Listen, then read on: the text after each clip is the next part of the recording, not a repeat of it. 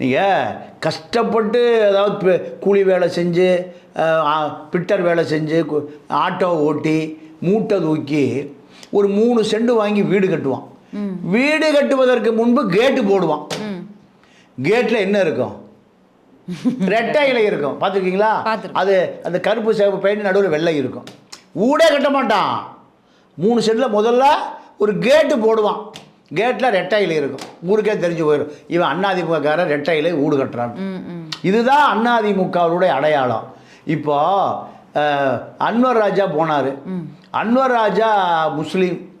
அன்வர் ராஜாவுக்கு ராமநாதபுரத்துலேயோ இல்லை திருவாடானையிலையோ முதுகுளத்தூர்லேயோ சீட்டு வாங்கினா ஜெயிக்க முடியாது. ஏன்?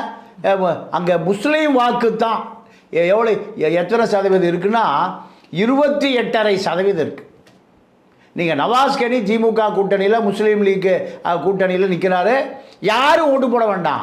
28.5% முஸ்லீம்கள் ஓட்டு போட்டால் நவாஸ் கனி அண்ணன் போஸ்ட் எம்பி எங்கே? இந்த ராமநாதபுரம் பகுதியில். அப்போ முஸ்லீம்கள் யாருக்கு வாக்களிக்கிறார்களோ திமுக அதிமுக அவங்க தான் ஜெயிக்க முடியும். இதனால் அன்வர் ராஜா பார்த்தாரு, நம்ம எந்த காலத்திலும் ஜெயிக்க முடியாது. நம்ம ஆட்கள் பிஜேபி இருந்தால் ஓட்டு போட மாட்டான். அதிமுகவில் இருந்தாலும் பாஜக கூட்டணியில் இருப்பதால் அதனால் அவர் கிளம்பிட்டார். மைத்ரேயனை பொறுத்த வரைக்கும் மைத்ரேயன் ஓபிஎஸ் கூட இருந்தார், பாஜகவில் இருந்தார், ஆர்எஸ்எஸ்ல இருந்தார், அதிமுகவில் இருந்தார். அவர் ஒரே ஒரு கட்சிக்கு மட்டும் போகல. என்ன கட்சி சொல்லுங்க பார்க்கலாம்? முஸ்லீம் லீக்.